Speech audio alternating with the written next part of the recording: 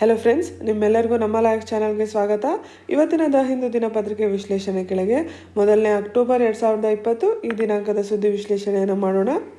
ಇವತ್ತಿನ ಮುಖ್ಯ ಆರ್ಟಿಕಲ್ಗಳ ಚರ್ಚೆ ಮಾಡೋಕ್ಕಿಂತ ಮುಂಚೆ ಲಾ ಎಕ್ಸಲೆನ್ಸ್ IAS ಕಡೆಯಿಂದ ಒಂದು ಪ್ರಕಟಣೆ. Free monthly current affairs test ಈ 4ನೇ ಅಕ್ಟೋಬರ್ 2020 ಬೆಳಗ್ಗೆ 10ರಿಂದ 12ರವರೆಗೆ ನಡೆಯುತ್ತೆ. ಇದ್ರ ಬಗ್ಗೆ ಇನ್ನು ಹೆಚ್ಚಿನ ಮಾಹಿತಿಯನ್ನು ಪಡೆಯೋದಕ್ಕೆ ಕೆಳಗೆ ಕೊಟ್ಟಿರುವ ನಂಬರನ್ನು ನೀವು ಕಾಂಟ್ಯಾಕ್ಟ್ ಮಾಡ್ಬೋದು. ನ್ಯೂ ಸ್ಟೂಡೆಂಟ್ ರಿಜಿಸ್ಟ್ರೇಷನ್ಗೆ ಮೇಲೆ ಕೊಟ್ಟಿರುವಂಥ ಲಿಂಕನ್ನು ನೀವು ಯೂಸ್ ಮಾಡ್ಕೋಬೋದು. ಇವತ್ತು ಚರ್ಚೆ ಮಾಡ್ತಾ ಇರೋಂಥ ಮೊದಲನೇ article, current account surplus widens to $19.8 billion in Q1. ಇದು ನಿಮ್ಮ ಬ್ಯಾಂಗ್ಳೂರ್ ಎಡಿಷನ್ನ ಪೇಜ್ ನಂಬರ್ 12 ಬಂದಿರುವಂಥ ಆರ್ಟಿಕಲ್. ನಿಮ್ಮ ಪ್ರಿಲಿಮ್ ಸಿಲೆಬಸ್ನ ಇಂಡಿಯನ್ ಎಕಾನಮಿ ಹಾಗೂ ಎಕನಾಮಿಕ್ ಡೆವಲಪ್ಮೆಂಟ್ಗೆ ಸಂಬಂಧಪಟ್ಟಂಥ article. Main syllabus general studies paper 3 ಕೆಳಗೆ Indian economy and issues relating to planning, mobilisation of resources, growth, development and employment ಈ ಟಾಪಿಕ್ ಕೆಳಗೆ ಬರುವಂಥ ಆರ್ಟಿಕಲ್. ಈ ಆರ್ಟಿಕಲಲ್ಲಿ ಕೊಟ್ಟಿರುವಂಥ ಕರೆಂಟ್ ಅಕೌಂಟ್ ಸರ್ಪ್ಲಸ್ನ ಬಗ್ಗೆ ತಿಳ್ಕೊಳೋಕ್ಕಿಂತ ಮುಂಚೆ ಮೊದಲು ಬ್ಯಾಲೆನ್ಸ್ ಆಫ್ ಪೇಮೆಂಟ್ಸ್ ಬಗ್ಗೆ ತಿಳ್ಕೊಳ್ಳೋಣ. ಈ ಬ್ಯಾಲೆನ್ಸ್ ಆಫ್ ಪೇಮೆಂಟ್ಸ್ ಅಂತಂದರೆ ಒಂದು ದೇಶ ವಿಶ್ವದ ಉಳಿದ ಭಾಗಗಳಲ್ಲಿರುವಂಥ ಬೇರೆ ದೇಶಗಳ ಜೊತೆಗೆ ಏನು ಆರ್ಥಿಕ ವಹಿವಾಟನ್ನು ನಡೆಸುತ್ತೆ, ಆ ಎಕನಾಮಿಕ್ ಟ್ರಾನ್ಸಾಕ್ಷನ್ಗಳ ಸ್ಟೇಟ್ಮೆಂಟ್ ಈ ಬ್ಯಾಲೆನ್ಸ್ ಆಫ್ ಪೇಮೆಂಟ್. ಒಂದು ನಿರ್ದಿಷ್ಟ ಕಾಲಾವಧಿ ಒಳಗೆ ಏನೇನು ಟ್ರಾನ್ಸಾಕ್ಷನ್ಸ್ ಆಗಿದೆ ಅಂತ ನೋಡಲಾಗುತ್ತೆ. ಸಾಮಾನ್ಯವಾಗಿ ಇದು 1 ವರ್ಷದ ಕಾಲಾವಧಿ ಆಗಿರುತ್ತೆ.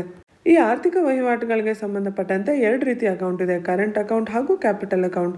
ಕರೆಂಟ್ ಅಕೌಂಟ್ ಒಳಗೆ trade in goods and services, transfers, income ಇದನ್ನೆಲ್ಲ ಅಳವಡಿಸಲಾಗಿದೆ. ಟ್ರೇಡ್ ಇನ್ ಗೂಡ್ಸ್ ಅಂತ ಅಂದರೆ ನಾವೇನು ಆಮದು ರಫ್ತು ಮಾಡ್ತೀವಿ, ಇಂಪೋರ್ಟ್ ಎಕ್ಸ್ಪೋರ್ಟ್, ಅದನ್ನು ಟ್ರೇಡ್ ಇನ್ ಗೂಡ್ಸ್ ಅಂತ ಕರೀತಾರೆ. ಟ್ರೇಡ್ ಇನ್ ಸರ್ವಿಸಸ್ ಅಂತ ಅಂದರೆ ಅದು ಇನ್ಶೂರೆನ್ಸ್ನ ರೀತಿಯಲ್ಲಿ ಫೈನಾನ್ಷಿಯಲ್ ಸರ್ವಿಸಸ್ ಇರ್ಬೋದು, ಟ್ರಾನ್ಸ್ಪೋರ್ಟೇಷನ್ ಇರ್ಬೋದು, ಇಲ್ಲ ಬೇರೆ ರೀತಿಯ ಪ್ರೊಫೆಷ್ನಲ್ ಸರ್ವಿಸಸ್ ಇರ್ಬೋದು. ಟ್ರಾನ್ಸ್ಫರ್ಸ್ ಅಂತ ಅಂದರೆ ಇಲ್ಲಿಂದ ಅಂದರೆ ಭಾರತದಿಂದ ಎಲ್ಲಿ ಹೊರಗಡೆ ಕೆಲಸ ಮಾಡ್ತಾ ಇರ್ತಾರೆ ಭಾರತೀಯರು, ಅವರು ಸಾಮಾನ್ಯವಾಗಿ ದೇಶಕ್ಕೆ, ಅವರ ಅಪ್ಪ ಅಮ್ಮಗೆ, ಹೀಗೆ ಅವರ ಫ್ಯಾಮಿಲಿಗೆ ದುಡ್ಡನ್ನು ಕಳಿಸ್ಕೊಡ್ತಾ ಇರ್ತಾರೆ ಅಲ್ವಾ. ಸೊ ಅದನ್ನು ನಾವು ರೆಮಿಟೆನ್ಸಸ್ ಅಂತ ಕರಿತೀವಿ. ಇನ್ಕಮ್ ರಿಸೀಟ್ಸ್ ಅಂತ ಅಂದರೆ ಭಾರತದಲ್ಲಿರೋರಿಗೆ ಹೊರಗಡೆಯಿಂದ ಏನು ಇನ್ಕಮ್ ಬರ್ತಾ ಇರುತ್ತೆ. ಈಗ ಒಂದು ಇಂಡಿಯನ್ ಕಂಪ್ನಿ ಇರ್ಬೋದು, ಅದರದ್ದೊಂದು ಬ್ರ್ಯಾಂಚ್ ಭಾರತದ ಹೊರಗಡೆ ಇರ್ಬೋದು, ಅದರಿಂದ ಅದಕ್ಕೆ ಪ್ರಾಫಿಟ್ ಬರ್ತಾ ಇರ್ಬೋದು. ಇಲ್ಲ ಒಬ್ಬ ವ್ಯಕ್ತಿ ಲಂಡನ್ ಒಳಗೆ ಒಂದು ಮನೆಯನ್ನು ತೊಗೊಂಡಿರ್ಬೋದು, ಆ ಮನೆಗೆ ರೆಂಟನ್ನು ಪಡ್ಕೋತಾ ಇರ್ಬೋದು. ಸೊ ಇದೆಲ್ಲ ಭಾರತೀಯರು ಹೊರಗಡೆ ಇರೋಂಥ ಓನರ್ಶಿಪ್ಪಿಂದ ಪಡ್ಕೋತಾ ಇರೋವಂಥ ಇನ್ಕಮ್. ಇಲ್ಲಿ ನಿಮಗೆ ಇನ್ನೊಂದು ಗೊತ್ತಿರಬೇಕಾಗಿರುವಂಥ ವಿಷಯ, ಟ್ರೇಡ್ ಇನ್ ಗೂಡ್ಸ್ನ ವಿಸಿಬಲ್ ಅಂತ ಕರೀತಾರೆ. Trade in services, transfers, income ಇವುಗಳನ್ನ ಇನ್ವಿಸಿಬಲ್ ಅಂತ ಕರೀತಾರೆ. ಅದೇ ಕ್ಯಾಪಿಟಲ್ ಅಕೌಂಟ್ ಅಂತ ಅಂದರೆ ಒಂದು ದೇಶದಿಂದ ಹೊರಗಡೆ ಏನು ಹೂಡಿಕೆ ಆಗುತ್ತೆ, ದೇಶದ ಹೊರಗಡೆಯಿಂದ ದೇಶದ ಒಳಗೆ ಏನು ಹೂಡಿಕೆ ಆಗುತ್ತೆ, net flow of public and private investment in a country ಅಂತ ಕರಿತೀವಿ. ಇದರೊಳಗೆ foreign direct investment, foreign portfolio investment ಇವೆಲ್ಲ ಬರುತ್ತೆ. ಯಾವುದೇ ವ್ಯಕ್ತಿ ಏನೇನು ಎಕನಾಮಿಕ್ ಟ್ರಾನ್ಸಾಕ್ಷನ್ ಮಾಡಿದಾನೆ ಅಂತ ನಾವು ಹೇಗೆ ಕಂಡುಹಿಡಿತೀವಿ, ಅವ್ನಿಗೇನು ಸ್ಯಾಲ್ರಿ ಬರ್ತಾ ಇದೆ ಅಂದರೆ ರೆವಿನ್ಯೂ ಬರ್ತಾ ಇದೆ, ಏನು ಖರ್ಚು ಮಾಡ್ತಾ ಇದ್ದಾನೆ, ಏನು ಎಕ್ಸ್ಪೆಂಡಿಚರ್ ಮಾಡ್ತಾ ಇದ್ದಾನೆ. ಸೊ ಟೋಟಲ್ ಎಕನಾಮಿಕ್ ಟ್ರಾನ್ಸಾಕ್ಷನ್ ಅಂದರೆ ಅವ್ನಿಗೇನು ಬರ್ತಾ ಇದೆ, ಅವನೇನು ಕಳ್ಕೊತಾ ಇದ್ದಾನೆ. ಅದೇ ರೀತಿ ಒಂದು ದೇಶಕ್ಕೂ ಕೂಡ ಬ್ಯಾಲೆನ್ಸ್ ಆಫ್ ಪೇಮೆಂಟ್ ಅಂತ ಅಂದರೆ ಎಷ್ಟು ಗಳಿಸ್ಕೊತಾ ಇದ್ದೀವಿ, ಎಷ್ಟು ಕೊಡ್ತಾ ಇದ್ದೀವಿ. ಇಲ್ಲಿ ಬ್ಯಾಲೆನ್ಸ್ ಆಫ್ ಪೇಮೆಂಟ್ ಅಂತ ಅಂದರೆ balance of current account plus balance of capital account. ಇವತ್ತು ನಾವು ಚರ್ಚೆ ಮಾಡ್ತಿರೋಂಥ ಆರ್ಟಿಕಲಲ್ಲಿ ಕೊಟ್ಟಿರೋವಂಥದ್ದು current account. Balance of current account ಅಂದರೆ ಇದರೊಳಗೆ ಏನೇನು ಬರುತ್ತೆ, ಗೂಡ್ಸ್ ಆ್ಯಂಡ್ ಸರ್ವಿಸಸ್, ಟ್ರಾನ್ಸ್ಫರ್ ಹಾಗೂ ಇನ್ಕಮ್. ಎಲ್ಲದಕ್ಕಿಂತ ಜಾಸ್ತಿ ನಮಗೆ ಇದರೊಳಗೆ ಮುಖ್ಯ ಇರೋದು ಬ್ಯಾಲೆನ್ಸ್ ಆಫ್ ಟ್ರೇಡ್. ಈ ಬ್ಯಾಲೆನ್ಸ್ ಆಫ್ ಟ್ರೇಡ್ ಒಳಗೆ ನಾವು ಗೂಡ್ಸ್ ಆ್ಯಂಡ್ ಸರ್ವಿಸಸ್ನ ಎಕ್ಸ್ಪೋರ್ಟ್ ಹಾಗೂ ಇಂಪೋರ್ಟ್ ಮಾಡ್ತಾ ಇದ್ದೀವಿ. ನಾನು ಯಾವುದೇ ವಸ್ತುನ ಎಕ್ಸ್ಪೋರ್ಟ್ ಮಾಡ್ತಾ ಇದ್ದೀನಿ ಅಂದರೆ ಏನರ್ಥ, ನಾನು ಯಾವುದೋ ಒಂದು ವಸ್ತುವನ್ನು ಮಾರಿ ಆ ಹಣವನ್ನು ತೊಗೋತಾ ಇದ್ದೀನಿ. ಅಂದರೆ ಆ ಹಣ ದೇಶದ ಒಳಗೆ ಬರ್ತಾ ಇದೆ, ದೇಶದೊಳಗೆ ಇನ್ಫ್ಲೋ ಆಗ್ತಾ ಇದೆ. ಅದೇ ನಾನು ಇಂಪೋರ್ಟ್ ಮಾಡ್ತಾ ಇದ್ದೀನಿ ಅಂದರೆ ಏನರ್ಥ, ನಾನು ಒಂದು ವಸ್ತುವನ್ನು ದೇಶದ ಹೊರಗಡೆಯಿಂದ ಖರೀದಿ ಮಾಡಿ ಅದಕ್ಕೆ ಹಣವನ್ನು ಕೊಡ್ತಾ ಇದ್ದೀನಿ. ಇದರಿಂದ ದೇಶದ ಒಳಗಡೆಯಿಂದ ಔಟ್ಫ್ಲೋ ಆಗ್ತಾ ಇದೆ ಹಣ. ಯಾವಾಗ ಮನಿ ಔಟ್ಫ್ಲೋ ಇನ್ಫ್ಲೋಗಿಂತ ಜಾಸ್ತಿ ಇರುತ್ತೆ ಆವಾಗ ಅದನ್ನು ಕರೆಂಟ್ ಅಕೌಂಟ್ ಡೆಫಿಸಿಟ್ ಅಂತ ಕರೀತಾರೆ. ಯಾವಾಗ ಎಕ್ಸ್ಪೋರ್ಟ್ಸ್ನ ಮೂಲಕ ಆಗ್ತಾ ಇರೋಂಥ ಇನ್ಫ್ಲೋ ಇಂಪೋರ್ಟ್ನ ಮೂಲಕ ಆಗ್ತಾ ಇರೋಂಥ ಔಟ್ಫ್ಲೋಗಿಂತ ಜಾಸ್ತಿ ಇರುತ್ತೆ, ಅದನ್ನು ಕರೆಂಟ್ ಅಕೌಂಟ್ ಸರ್ಪ್ಲಸ್ ಅಂತ ಕರೀತಾರೆ. ಪ್ರಸ್ತುತ ಭಾರತದಲ್ಲಿ ಏನು ಪರಿಸ್ಥಿತಿ ಇದೆ, ಈ ವರ್ಷದ ಆರಂಭದಿಂದಲೇ ಯಾವಾಗ COVID-19 ಸಾಂಕ್ರಾಮಿಕ ಆರಂಭ ಆಯಿತು, ಜಾಗತಿಕ ಮಟ್ಟದಲ್ಲಿ ಇಂಟರ್ನ್ಯಾಷನಲ್ ಟ್ರಾನ್ಸಾಕ್ಷನ್ಸ್ ಮೇಲೆ ಅದರ ಪರಿಣಾಮ ಬಿದ್ದಿದೆ. ಭಾರತದೊಳಗೆ ನಮ್ಮ ಜನರಿಗೆ ಉಪಯೋಗ ಆಗಲಿ ಅಂತ COVID-19 ಸಾಂಕ್ರಾಮಿಕದಿಂದ ಏನು ಆರ್ಥಿಕತೆ ಮೇಲೆ ಪರಿಣಾಮ ಬಿದ್ದಿದೆ ಅದರಿಂದ ಹೊರಗೆ ಬರೋಕ್ಕೆ ಅಂತ ಆತ್ಮನಿರ್ಭರ್ ಭಾರತ್ ಅನ್ನೋದು ಆರಂಭ ಮಾಡಿದ್ವಿ. ಇದ್ರ ಕೆಳಗೆ ಸ್ವಾವಲಂಬನೆಯನ್ನು ನಾವು ಜಾಸ್ತಿ ಒತ್ತನ್ನು ನೀಡ್ತಾ ಇದ್ದೀವಿ. ಈ ಕಾರಣದಿಂದ ಹಾಗೂ ಅಂತಾರಾಷ್ಟ್ರೀಯ ಮಟ್ಟದಲ್ಲಿ ಏನು ಲಾಕ್ಡೌನ್ಗಳು ಮಾಡಬೇಕಾಯಿತು COVID-19 ಸಾಂಕ್ರಾಮಿಕವನ್ನು ಎದುರಿಸೋಕ್ಕೆ, ಈ ಎಲ್ಲ ಕಾರಣಗಳಿಂದ ಇಂಪೋರ್ಟ್ಸ್ ಕಮ್ಮಿ ಆಗಿದೆ. ಹಾಗಾಗಿ ಕರೆಂಟ್ ಅಕೌಂಟ್ ಸರ್ಪ್ಲಸ್ ಆಗಿದೆ. ಇಲ್ಲಿ ಗಮನಿಸಬೇಕಾಗಿರುವಂಥದ್ದು ಬ್ಯಾಲೆನ್ಸ್ ಆಫ್ ಟ್ರೇಡ್ ಒಳಗೆ ಇಂಪೋರ್ಟ್ ಹಾಗೂ ಎಕ್ಸ್ಪೋರ್ಟ್ ಎರಡೂ ಇರುತ್ತೆ. ಸಾಮಾನ್ಯವಾಗಿ ಎಕ್ಸ್ಪೋರ್ಟ್ ಜಾಸ್ತಿಯಾಗಿ ಸರ್ಪ್ಲಸ್ ಆಗುತ್ತೆ, ಆದರೆ ಇಲ್ಲಿ COVID-19 ಸಾಂಕ್ರಾಮಿಕದಿಂದ ಇಂಪೋರ್ಟ್ ಕಮ್ಮಿಯಾಗಿ ಕರೆಂಟ್ ಅಕೌಂಟ್ ಸರ್ಪ್ಲಸ್ ಆಗಿದೆ. ಇಲ್ಲಿ ಕೊಟ್ಟಿರುವಂಥ $19.8 ಬಿಲಿಯನ್ ಇದನ್ನು ಬಾಯ್ಹಾಟ್ ಮಾಡೋ ಅವಶ್ಯಕತೆ ಇಲ್ಲ, ಯಾಕಂದರೆ ಇದು ಪ್ರತಿ ಕ್ವಾರ್ಟರ್ಗೆ ಚೇಂಜ್ ಆಗ್ತಾ ಇರುತ್ತೆ. ನಿಮಗೆ ಸಾರಾಂಶ ಗೊತ್ತಿರಬೇಕಷ್ಟೇ, ಒಂದು ವರ್ಷದ ಅವಧಿಯಲ್ಲಿ ಏನು ಆಯಿತು ಹಾಗೂ ಏನು ಕಾನ್ಸೆಪ್ಟ್ ನಾವೀಗ ಡಿಸ್ಕಸ್ ಮಾಡಿದ್ವಿ. Balance of payment, current account surplus ಅಂದರೆ ಏನು, ಡೆಫಿಸಿಟ್ ಅಂದರೆ ಏನು, ಈ ಕಾನ್ಸೆಪ್ಟ್ಗಳ ಬಗ್ಗೆ ಪ್ರಿಲಿಮ್ಸ್ ಎಕ್ಸಾಮಲ್ಲಿ ಡೈರೆಕ್ಟಾಗಿ ಕ್ವೆಶನ್ ಬರ್ಬೋದು. ಸೊ ಅಂಥ ಕ್ವೆಶನ್ಗೆ ನೀವು ಪ್ರಿಪೇರ್ಡ್ ಆಗಿರಿ. ನಿಮ್ಮ ಬ್ಯಾಂಗ್ಳೂರ್ ಎಡಿಷನ್ ಪೇಜ್ ನಂಬರ್ 12 ಕೊಟ್ಟಿರುವಂಥ ಇನ್ನೊಂದು article, external debt declines to $554.5 billion at end June 2020. ಈ ಆರ್ಟಿಕಲ್ ಕೂಡ ಇಂಡಿಯನ್ ಎಕಾನಮಿ ಕೆಳಗೆ ಬರುತ್ತೆ. ಪ್ರಿಲಿಮ್ಸ್ ಹಾಗೂ main syllabus economic development, growth, development process ಇದ್ರ ಕೆಳಗೆ ಬರುತ್ತೆ. ಎಕ್ಸ್ಟರ್ನಲ್ ಡೆಟ್ ಅಂದರೆ ಏನು? ಡೆಟ್ ಅಂದರೆ ಸಾಲ. ಎಕ್ಸ್ಟರ್ನಲ್ ಅಂತ ಅಂದರೆ ದೇಶದ ಹೊರಗಡೆಯಿಂದ ತೊಗೊಂಡಿರುವಂಥ ಸಾಲ, ಫಾರಿನ್ ಲೆಂಡರ್ಸಿಂದ ತೊಗೊಂಡಿರುವಂಥ ಸಾಲ. ಇಂಥ ಫಾರಿನ್ ಲೆಂಡರ್ಸ್ ಅಲ್ಲಿನ ಕಮರ್ಷಿಯಲ್ ಬ್ಯಾಂಕ್ಸ್ ಆಗಿರ್ಬೋದು, ಸರ್ಕಾರಗಳಾಗಿರ್ಬೋದು, ಅಥವಾ ಅಂತಾರಾಷ್ಟ್ರೀಯ ಫೈನಾನ್ಷಿಯಲ್ ಸಂಸ್ಥೆಗಳಿರ್ಬೋದು, IMF, ವರ್ಲ್ಡ್ ಬ್ಯಾಂಕ್ ಥರ. ಈ ಎಕ್ಸ್ಟರ್ನಲ್ ಡೆಟ್ನ ವಿಶೇಷತೆ ಏನಂತಂದರೆ, ನಾವು ಯಾವ ಕರೆನ್ಸಿಯಲ್ಲಿ ಸಾಲವನ್ನು ತೊಗೊಂಡಿರ್ತೀವಿ ಅದೇ ಕರೆನ್ಸಿಯಲ್ಲಿ ಆ ಸಾಲವನ್ನು ತೀರಿಸಬೇಕಾಗತ್ತೆ. ಆ ಸಾಲಕ್ಕೆ ನಾವೇನು ಇಂಟ್ರೆಸ್ಟ್ ಕಟ್ತೀವಿ ಅದು ಕೂಡ ಅದೇ ಕರೆನ್ಸಿಯಲ್ಲಿ ಇರಬೇಕಾಗತ್ತೆ. ಉದಾಹರಣೆಗೆ ನಾವು ಯುನೈಟೆಡ್ ಸ್ಟೇಟ್ಸ್ನಿಂದ ಸಾಲ ಪಡೆದಿದ್ದೀವಿ ಡಾಲರ್ಸಲ್ಲಿ ಅಂತ ಅಂದ್ಕೊಳ್ಳೋಣ. ನಾವು ಅವ್ರಿಗೆ ವಾಪಸ್ ಡಾಲರ್ಸಲ್ಲೇ ಆ ಸಾಲವನ್ನು ತೀರಿಸಬೇಕು. ಆ ಸಾಲಕ್ಕೆ ಏನು ಇಂಟ್ರೆಸ್ಟ್ ಕಟ್ಟಬೇಕಾಗತ್ತೆ ಅದು ಕೂಡ ಡಾಲರ್ಸಲ್ಲೇ ಇರಬೇಕು. ಆ ಇಂಟ್ರೆಸ್ಟನ್ನು ಕಟ್ಟೋಕ್ಕೆ ಯುನೈಟೆಡ್ ಸ್ಟೇಟ್ಸ್ಗೆ ನಾವು ಗೂಡ್ಸನ್ನು ಮಾರ್ಬೋದು, ಎಕ್ಸ್ಪೋರ್ಟ್ ಮಾಡ್ಬೋದು. ಎಕ್ಸ್ಟರ್ನಲ್ ಡೇಟ್ಗೆ ಸಂಬಂಧಪಟ್ಟಂತೆ ಇನ್ನೊಂದು ಟರ್ಮ್ ಇದೆ, ಟೈಡ್ ಲೋನ್ ಅಂತ. ಟೈಡ್ ಅಂತ ಅಂದರೆ ನಿರ್ಬಂಧನೆ ಇರುವಂಥದ್ದು. ಈಗ ನಾವು ಯಾರಿಂದ ಸಾಲವನ್ನು ತಗೋತಾ ಇರ್ತೀವಿ ಅಲ್ಲೇ ಆ ಸಾಲದಿಂದ ನಾವು ಗೂಡ್ಸನ್ನು ತಗೋತೀವಿ ಅಂತ ಯಾವುದೋ ಒಂದು ಕಂಡೀಷನ್ ಮೇಲೆ ಸಾಲವನ್ನು ಕೊಟ್ಟಾಗ ಅದನ್ನು ಟೈಡ್ ಲೋನ್ ಅಂತ ಕರೀತಾರೆ. External debt to GDP ratio ಅಂತ ಅಂದ್ರೇನು? GDP ಅಂತ ಅಂದರೆ ನಮ್ಮ ದೇಶದೊಳಗೆ ಏನು ಗೂಡ್ಸ್ ಆ್ಯಂಡ್ ಸರ್ವಿಸಸ್ ಪ್ರೊಡ್ಯೂಸ್ ಆಗಿರುತ್ತೆ ಅದರ ವ್ಯಾಲ್ಯೂ. ಎಕ್ಸ್ಟರ್ನಲ್ ಡೆಟ್ ಅಂತ ಅಂದರೆ ನಾವು ಎಷ್ಟು ಸಾಲ ತಗೋತಾ ಇದ್ದೀವಿ ದೇಶದ ಹೊರಗಡೆಯಿಂದ ಅಂತ. ಸೊ ಗ್ರಾಸ್ ಡೊಮೆಸ್ಟಿಕ್ ಪ್ರಾಡಕ್ಟ್ ಭಾರತದೊಳಗೆ ಎಷ್ಟು ಪ್ರೊಡ್ಯೂಸ್ ಮಾಡ್ತಾ ಇದ್ದೀವಿ ಅಂತ ಹೇಳುತ್ತೆ. External debt to GDP ratio ಏನು ಪ್ರೊಡ್ಯೂಸ್ ಮಾಡ್ತಾ ಇದ್ದೀವಿ ಅದರಲ್ಲಿ ಎಷ್ಟನ್ನು ನಾವು ಭಾರತದ ಹೊರಗಡೆ ಇರುವಂಥ ಸಾಲವನ್ನು ತೀರ್ಸೋಕ್ಕೆ ಉಪಯೋಗಿಸ್ಬೇಕು ಅನ್ನೋದು ಹೇಳುತ್ತೆ. ಈ ರೇಷಿಯೋ ಅಥವಾ ಪರ್ಸೆಂಟೇಜ್ ಜಾಸ್ತಿ ಇದೆ ಅಂದರೆ ಏನರ್ಥ? ಬರ್ತಾ ಇರೋ GDP ಎಲ್ಲ ನಾವು ಸಾಲವನ್ನು ತೀರ್ಸೋಕ್ಕೆ ಉಪಯೋಗಿಸ್ತಾ ಇದ್ದೀವಿ ಅಂತ ಅರ್ಥ. ಕಳೆದ ವರ್ಷ ಜೂನ್ 2019 ಅಷ್ಟೊತ್ತಿಗೆ ನಮ್ಮ ಎಕ್ಸ್ಟರ್ನಲ್ ಡೆಟ್ $556.9 ಬಿಲಿಯನ್ ಇತ್ತು. ಆದರೆ ಈ ವರ್ಷ ಜೂನ್ 2020 ಅಷ್ಟೊತ್ತಿಗೆ ಅದು $554.5 ಬಿಲಿಯನ್ ಇದೆ. ಅಂದರೆ $2.4 ಬಿಲಿಯನ್ ಕಮ್ಮಿ ಆಗಿದೆ. ಆದರೆ ಇದೇ ವರ್ಷದ ಮಾರ್ಚ್ 2020 ಅಷ್ಟೊತ್ತಿಗೆ external debt to GDP ratio 20.6% ಇತ್ತು. ಆದರೆ ಅದು 21.8%ಗೆ ಜೂನ್ ಎಂಡ್ ಅಷ್ಟೊತ್ತಿಗೆ ಏರಿಕೆ ಆಗಿದೆ. ಇದಕ್ಕೆ ಮುಖ್ಯ ಕಾರಣ ವ್ಯಾಲ್ಯೂಯೇಷನ್ ಲಾಸ್ ಅಂತ ಹೇಳ್ತಾ ಇದ್ದಾರೆ. ವ್ಯಾಲ್ಯೂಯೇಷನ್ ಲಾಸ್ ಅಂತ ಅಂದರೆ ಅಂತಾರಾಷ್ಟ್ರೀಯ ಮಟ್ಟದಲ್ಲಿ ಏನು ಆರ್ಥಿಕತೆಗೆ ತುಂಬ ಪರಿಣಾಮ ಬಿದ್ದಿದೆ, ಅದರಿಂದಾಗಿ ಮೇಜರ್ ಕರೆನ್ಸೀಸ್ ಏನಿದ್ದಾವೆ ಡಾಲರ್, ಯೂರೋ, ಯೆನ್ ಇವುಗಳ ಡಿಪ್ರಿಸಿಯೇಷನ್ ಆಗಿದೆ. ಡಿಪ್ರಿಸಿಯೇಷನ್ ಅಂದ್ರೆ ಏನು? ಒಂದು ಕರೆನ್ಸಿಯ ವ್ಯಾಲ್ಯೂ ಕಮ್ಮಿ ಆಗೋದು, ಮೌಲ್ಯ ಕಮ್ಮಿ ಆಗುವಂಥದ್ದು. ನಾವು ಎಕ್ಸ್ಟರ್ನಲ್ ಡೆಟ್ ಬಗ್ಗೆ ಚರ್ಚೆ ಮಾಡ್ಬೇಕಾದ್ರೆ ಹೇಳಿದ್ವಿ ಬೇರೆ ಬೇರೆ ರೀತಿಯ ಫಾರಿನ್ ಲೆಂಡರ್ಸಿಂದ ಸಾಲ ತಗೋತೀವಿ ಅಂತ. ಈ ಕಾಂಪೊನೆಂಟ್ಗಳಲ್ಲಿ ಮ್ಯಾಕ್ಸಿಮಮ್ ಎಕ್ಸ್ಟರ್ನಲ್ ಡೆಟ್ ನಾವು ಕಮರ್ಷಿಯಲ್ ಬಾರೋಯಿಂಗ್ಸಿಂದ ತೊಗೊಂಡಿದ್ದೀವಿ 38% ಅಷ್ಟು ಅಂತ RBI ಹೇಳ್ತಾ ಇದೆ. ಇದು ಕೂಡ ನಿಮಗೆ ಗೊತ್ತಿರಲಿ. ಈ ಆರ್ಟಿಕಲಿಂದ ಮುಖ್ಯವಾಗಿ ನಿಮಗೆ ಎಕ್ಸ್ಟರ್ನಲ್ ಡೆಟ್ ಬಗ್ಗೆ ಗೊತ್ತಿರಬೇಕು, external debt to GDP ratio ಅಂದರೆ ಏನು ಅರ್ಥ ಗೊತ್ತಿರಬೇಕು, ವ್ಯಾಲ್ಯೂಯೇಷನ್ ಲಾಸ್ ಬಗ್ಗೆ ಗೊತ್ತಿರಬೇಕು. ಅಂಕಿ ಅಂಶಗಳಿಗಿಂತ ಜಾಸ್ತಿ ಕಾನ್ಸೆಪ್ಟ್ ಕ್ಲಾರಿಟಿ ಬಗ್ಗೆ ಇಲ್ಲಿ ಒತ್ತನ್ನು ಕೊಡಿ. ಮುಂದಿನ article, government ರಿಟೇನ್ಸ್ 12 lakh crore borrowing plan. ಇದು ಕೂಡ ಇಂಡಿಯನ್ ಎಕಾನಮಿ ಸಿಲೆಬಸ್ ಕೆಳಗೆ ಬರುವಂಥದ್ದು. ನಿಮ್ಮ ಬ್ಯಾಂಗ್ಳೂರ್ ಎಡಿಷನ್ನ ಪೇಜ್ ನಂಬರ್ 12 ಬಂದಿರುವಂಥ ಆರ್ಟಿಕಲ್. ಈ ಆರ್ಟಿಕಲ್ನಲ್ಲಿ ಮುಖ್ಯವಾಗಿ ಫಿಸ್ಕಲ್ ಡೆಫಿಸಿಟ್ ಬಗ್ಗೆ ಚರ್ಚೆ ಮಾಡ್ತಾ ಇದ್ದಾರೆ. ನಮ್ಮ budget 2020-21 fiscal deficit target 3.5% of GDP ಇತ್ತು. ಫಿಸ್ಕಲ್ ಡೆಫಿಸಿಟ್ ಅಂದರೆ ಏನು? ಫಿಸ್ಕಲ್ ಅಂತ ಅಂದರೆ ಸರ್ಕಾರದ ವಹಿವಾಟಿಗೆ ಸಂಬಂಧಪಟ್ಟಿದ್ದು. ಸರ್ಕಾರ ಎಷ್ಟು ಸಂಪಾದನೆ ಮಾಡುತ್ತೆ, ಎಷ್ಟು ಗಳಿಸುತ್ತೆ ಹಾಗೂ ಎಷ್ಟು ಖರ್ಚು ಮಾಡುತ್ತೆ, ಇದ್ರ ಮಧ್ಯೆ ಏನು ವ್ಯತ್ಯಾಸ ಇರುತ್ತೆ ಅದೇ ಫಿಸ್ಕಲ್ ಡೆಫಿಸಿಟ್. ಸರ್ಕಾರದ ಸಂಪಾದನೆ ಅಂತ ಅಂದರೆ ರೆವಿನ್ಯೂ ಸರ್ಕಾರಕ್ಕೆ ಎಲ್ಲಿಂದ ಬರುತ್ತೆ? ಟ್ಯಾಕ್ಸ್ಗಳಿಂದ ಬರುತ್ತೆ. ಟ್ಯಾಕ್ಸ್ ಅಂದರೆ ಡೈರೆಕ್ಟ್ ಟ್ಯಾಕ್ಸ್ ಹಾಗೂ ಇಂಡೈರೆಕ್ಟ್ ಟ್ಯಾಕ್ಸ್.